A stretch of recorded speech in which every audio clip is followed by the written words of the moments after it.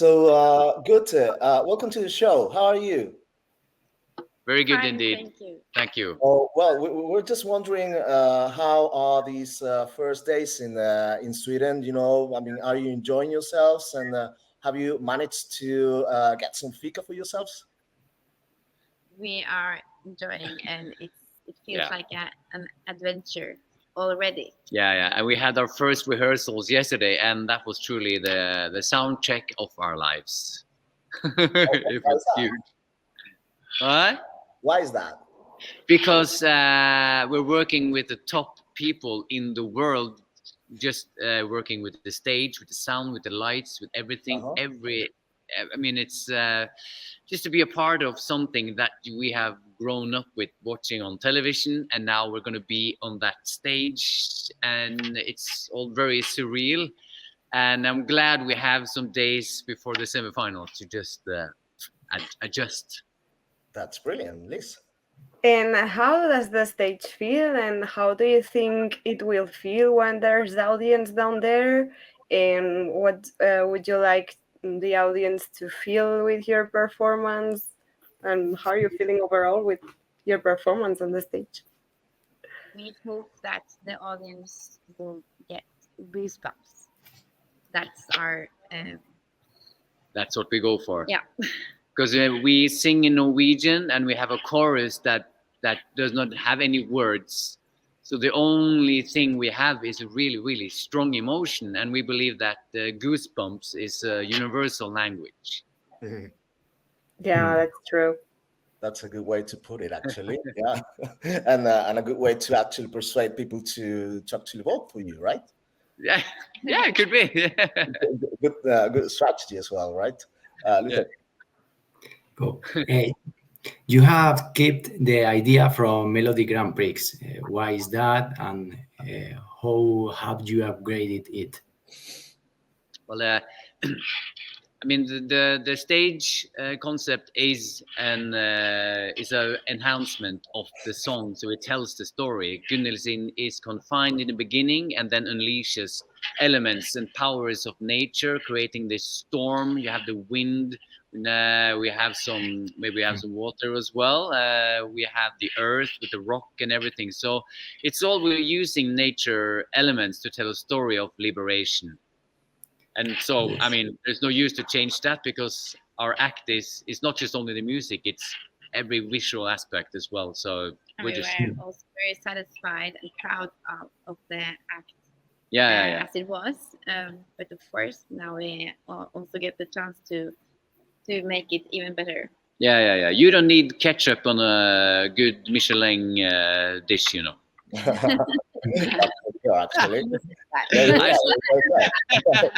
Very well said. And actually, you managed to win your pre-selection with that staging, right? So it's a really powerful one. So just in connection with your story, but also perhaps your staging, we know what's the narration behind your song, right? What's the story behind your song? But why did you choose this specific medieval legend, to be the topic of your Eurovision entry?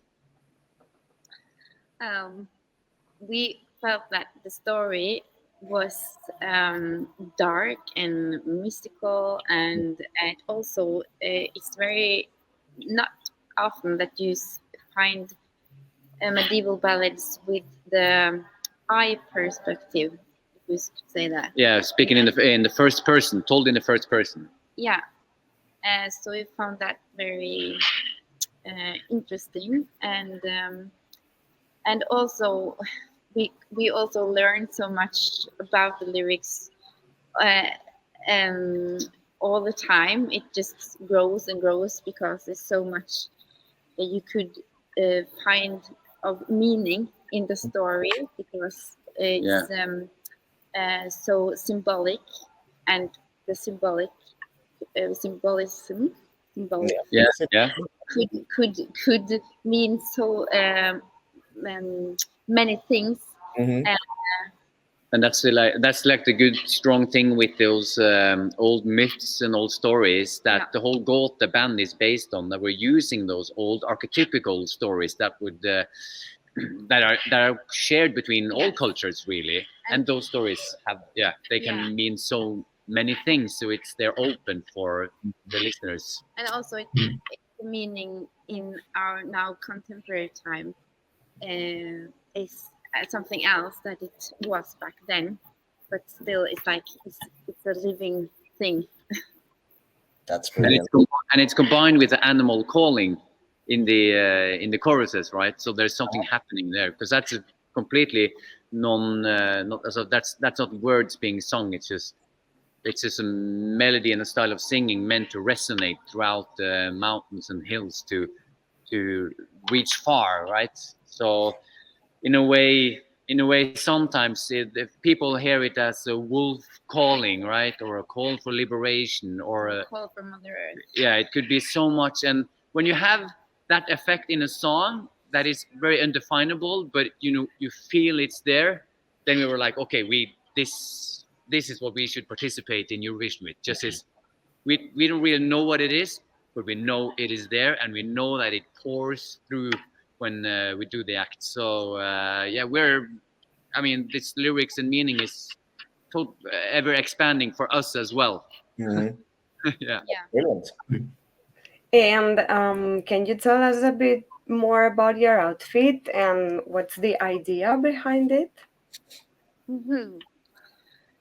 I love my outfits. Yeah, me too. That's why I'm asking, because I love it. Well, it's I love green. Green is, I think, Gåte is very green. It's the Gåte's color. And also this, I don't know what it's called.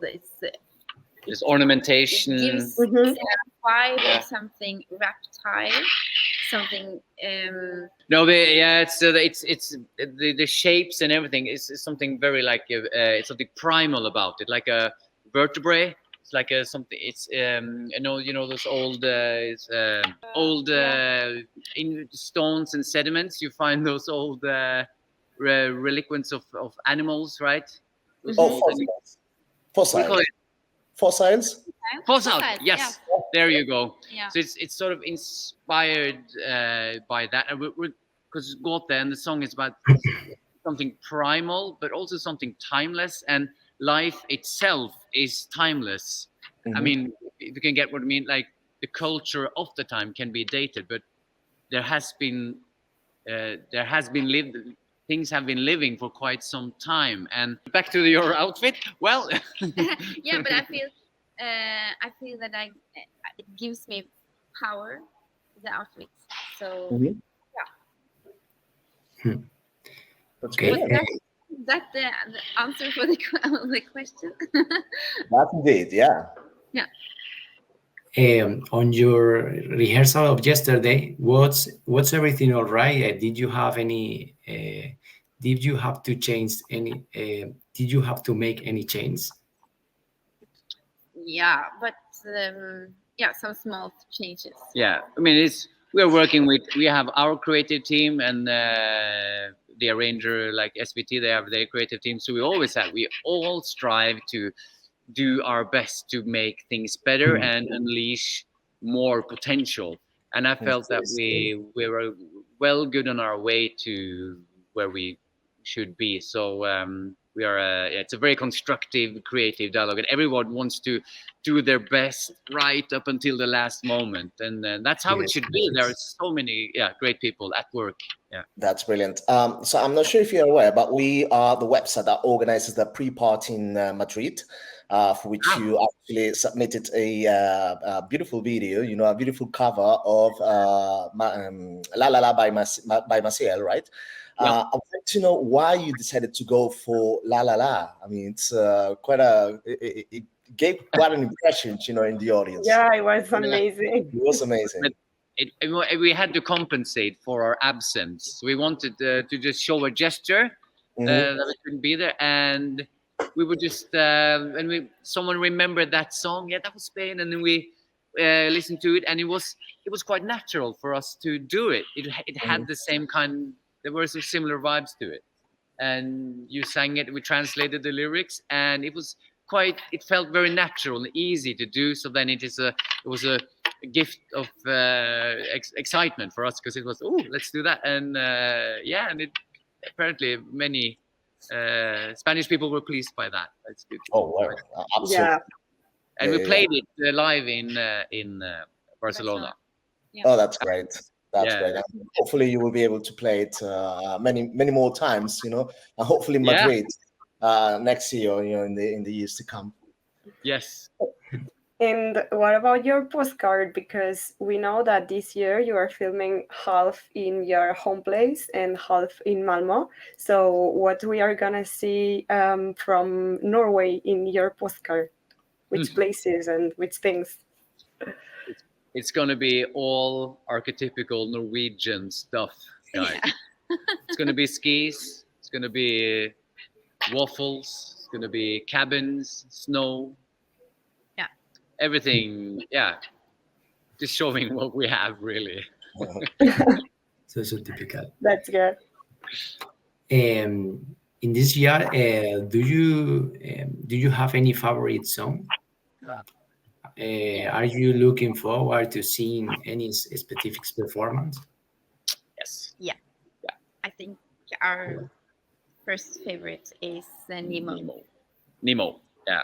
But I think he's the one that we. Yeah, and everyone's a bit excited about what his stage performance is going to be, because he hasn't had one, right? He had a music video. They have a different, so no one really knows what it's going to be like. So there's a lot of excitement around that, and he's a brilliant artist, and the song is, we love it. That's brilliant. So just one final question from us, which is, basically your song is the second time that Norway has chosen a song on its own language, right? How do you feel about that? And did you actually think about switching into English at some point, or were you positive that you wanted to sing your song in Norwegian?